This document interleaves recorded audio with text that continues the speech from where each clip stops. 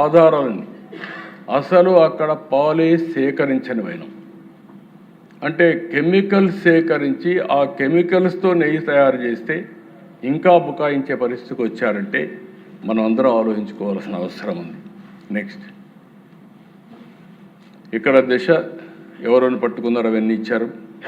కేసులు కూడా పెట్టింది ఐపీసీ సెక్షన్ 120B నేరపూరిత కుట్ర, ఐపీసీ సెక్షన్ 272/273 ఆహార కల్తీ, ఐపీసీ సెక్షన్ 420 మోసం, ఐపీసీ సెక్షన్ 295A మనోభావాలు దెబ్బతీసే విధంగా ప్రవర్తన, టీసీ యాక్ట్ అవినీతి లంచాలు తీసుకోవడం ఇవన్నీ కూడా పెట్టారు. Next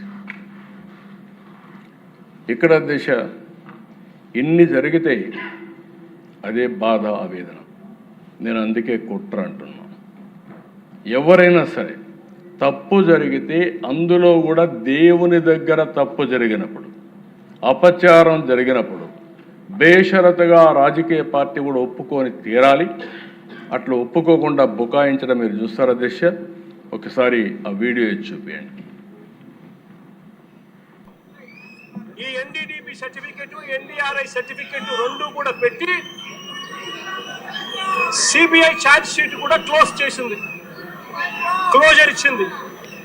Yes, I agree that they have submitted in their report that ghee is adulterated, and they have also mentioned ghee supplied because of so many people's involvement and some officers involvement, some third persons involvement in the all those people were named and charge sheeted also.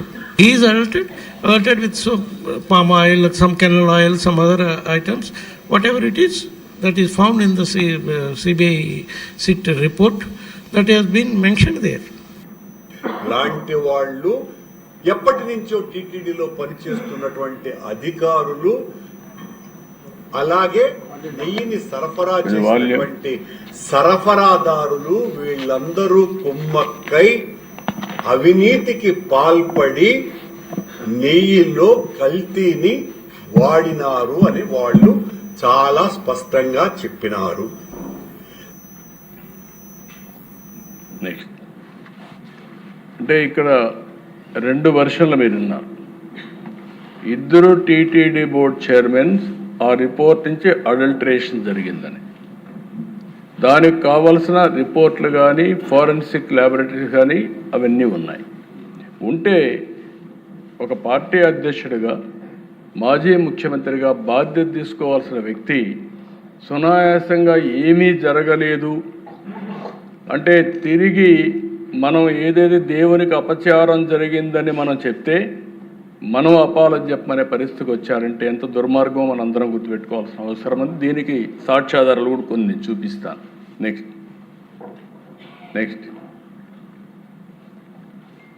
SIT చాలా క్లియర్గా చెప్పారు అధ్యక్ష. ఇది 35వ పేజీలో మీరు చూస్తే 4/7/24 respectively and the same were accepted with earlier procedure and మాట్లాడుతూ the sample were drawn from 2 tankers on 6/7/24 and 2 tankers on 12/7/24 and forwarded to NDB Calf lab. TTD received the NDB Calf test reports on 16/7/24 and 23/7/24 respectively, which shows ghee adulteration with vegetable and animal fat. Thus, AR Dairy Food Private Limited, A1 Dundigal is by supplying. అంటే క్లియర్గా వాళ్ళ రిపోర్ట్లో కూడా ఆ రిపోర్ట్ని coat చేసే పరిస్థితికి వచ్చారు. నెక్స్ట్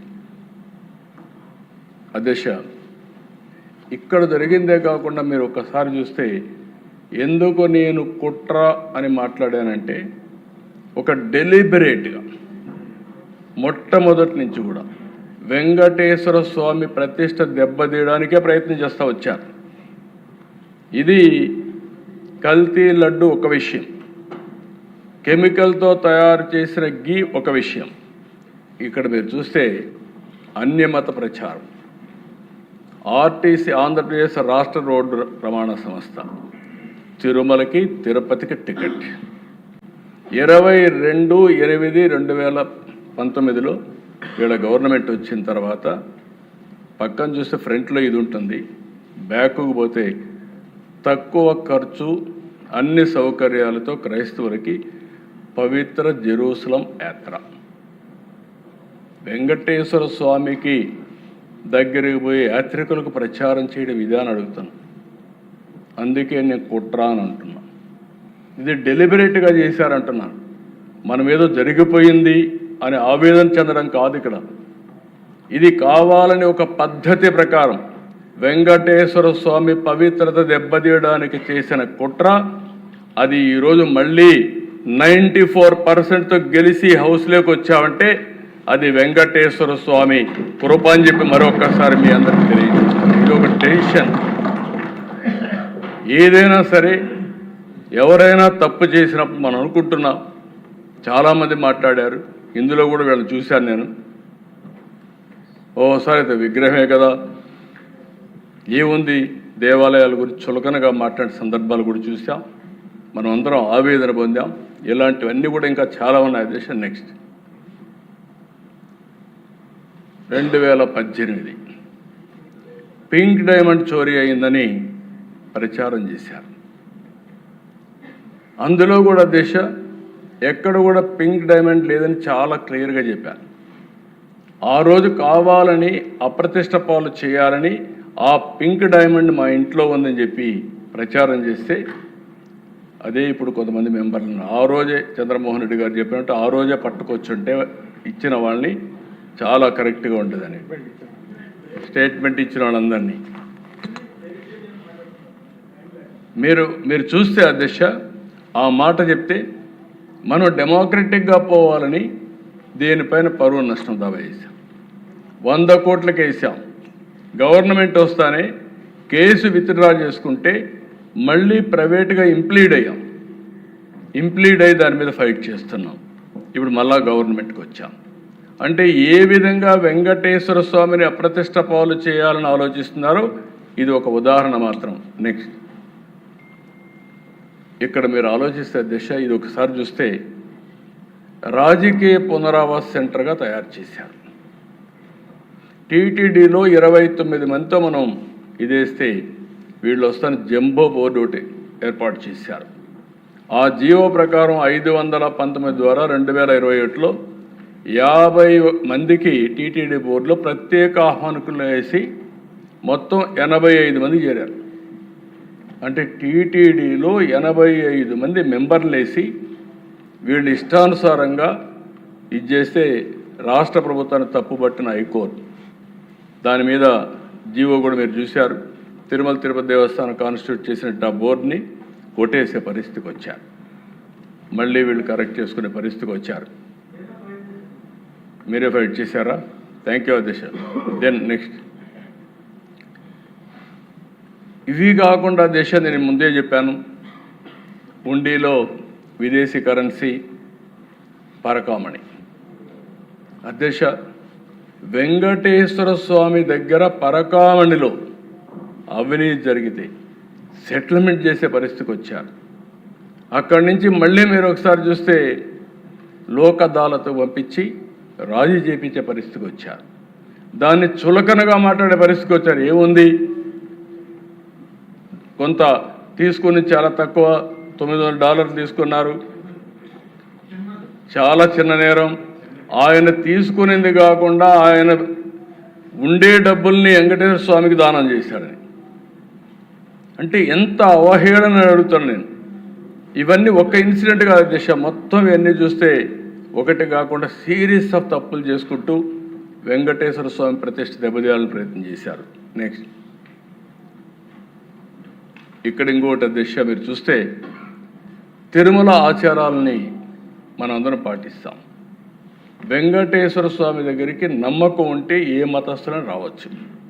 నేను అందుకే చాలాసార్లు చెప్పాను, ప్రార్థనాలయాల్లో వాళ్ళ విశ్వాసాల్ని మనం గౌరవించాల్సిన బాధ్యత ఉంది.